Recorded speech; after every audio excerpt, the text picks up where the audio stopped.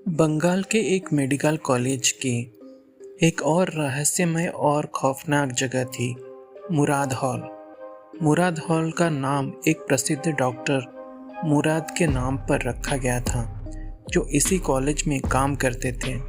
वे बहुत प्रतिष्ठित और होशियार डॉक्टर थे, लेकिन उनकी मौत रहस्यमय परिस्थितियों में हुई थी।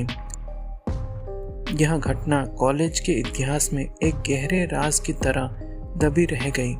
कुछ लोगों का कहना था कि मुराद हॉल अब भी डॉक्टर मुराद की आत्मा का वास है, जो न्याय की तलाश में है।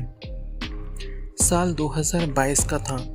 मेडिकल कॉलेज का यह नया बैच मुराद हॉल के बारे में बिल्कुल अनजान था। नए छात्र अक्सर इस हॉल में बैठकर पढ़ाई करते थे, क्योंकि यह जगह शांत और एकांत थी। रिया, अनिल और विजय तीनों दोस्त थे, जो हमेशा साथ में पढ़ाई किया करते थे। उन्हें कॉलेज के इन अजीब कहानियों पर बिल्कुल विश्वास नहीं था। एक दिन उन्होंने मुराद हॉल में रात तक पढ़ाई करने का फैसला किया, क्योंकि अगले दिन उनकी एक बड़ी परीक्षा थी। शाम ढलते ढलते कॉलेज के अधिकांश छात्र और शिक्षक घर जा चुके थे। मुराद हॉल लगभग खाली हो चुकी थी और वहाँ बस ये तीनों दोस्त ही बचे थे। जैसे ही रात के 10 बजे चारों ओर का माहौल अचानक बदलने लगा। पहले तो कमरे की बत्तियां हल्के हल्के झपकने लगी। रिया ने इसे नज़रअंदाज किया, लेकिन अनिल ने मजाक करते हुए कहा, शायद मुराद साहब हमें पढ़ाई में मदद करना चाहते हैं। अचानक कमरे की सारी बत्तियां बंद हो गई और एक ठंडी सी हवा का झोंका पूरे हॉल में फैल गई। विजय ने डरते हुए कहा, ये तो सामान्य नहीं है, हमें यहाँ से चलना चाहिए। लेकिन जैसे ही वो दरवाज़ा की ओर बढ़े, दरवाज़ा खुद ब खुद बंद हो गया। रिया ने दरवाज़ा खोलने की कोशिश की, लेकिन वह जैसे किसी अनदेखी शक्ति से जाम हो चुका था। उनकी चारों ओर अजीब सी फुसफुसाहट की आवाज़ें आने लगी, जैसे कोई किसी से बात कर रहा हो। फिर अचानक हॉल की दीवारों पर परछाइयाँ उभरने लगी।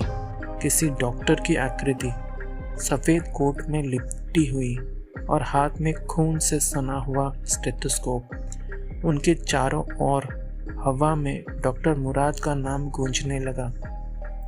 रिया, अनिल और विजय अब पूरी तरह से डर गए थे। वे चारों ओर देखते रहे, लेकिन कोई रास्ता नहीं दिख रहा था।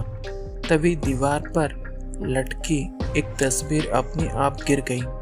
यह डॉक्टर मुराद की ही तस्वीर थी, जिसे देखकर तीनों के दिलों की धड़कनें तेज हो गई।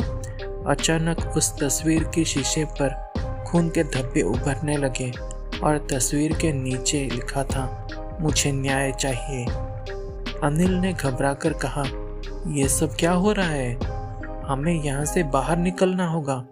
विजय ने हिम्मत जुटाई और दीवार के पास लगी एक अलमारी को खोलने की कोशिश की। उसमें से कुछ पुरानी फाइलें पड़ी थीं। उनमें से एक फाइल में डॉक्टर मुराद की रहस्यमयी मौत के बारे में कुछ दस्तावेज थे। यह फाइल बताती थी कि डॉक्टर मुराद की हत्या किसी और ने नहीं, बल्कि उसी कॉलेज के एक भ्रष्ट अधिकारी ने की थी, क्योंकि मुराद ने कुछ अनैतिक मेडिकल प्रयोग का विरोध किया था। उन्होंने कॉलेज के भ्रष्टाचार का पर्दाफाश करने की कोशिश की थी, लेकिन उन्हें जान से मार दिया गया और उसे एक दुर्घटना के रूप में पेश कर दिया गया था। अब तीनों दोस्तों को समझ में आ गया था कि डॉक्टर मुराद की आत्मा क्यों भटक रही थी। वह न्याय की मांग कर रही थी। तभी कमरे में डॉक्टर मुराद की परछाई फिर से दिखाई दी। बस इस बार वह तीनों के सामने खड़ी थी। उसकी आंखों में दर्द और गुस्सा साफ साफ झलक रहा था। वो धीरे धीरे उनकी ओर बढ़ी और फुसफुसाते हुए कहा, सच उजागर करो, वरना तुम भी यही अंत देखोगे। रिया ने हिम्मत करते हुए कहा, हम आपकी मदद करेंगे डॉक्टर मुराद। हम सच को सामने लाएंगे। डॉक्टर की परछाई धीरे धीरे फीकी पड़ने लगी और अचानक हॉल की बत्तियां वापस जलने लगी।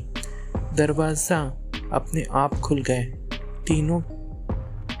तीनों ने बिना एक पल गवाए वहां से भागकर निकलने का फैसला किया। अगले दिन रिया, अनिल और विजय ने डॉक्टर मुराद की फाइल को कॉलेज प्रशासन के सामने प्रस्तुत किया। कॉलेज में हड़कंप मच गया और कई साल से छुपा हुआ सच सामने आया। प्रशासन ने उन अधिकारियों के खिलाफ सख्त कार्रवाई की और डॉक्टर मुराद की मौत का असली कारण सार्वजनिक किया गया।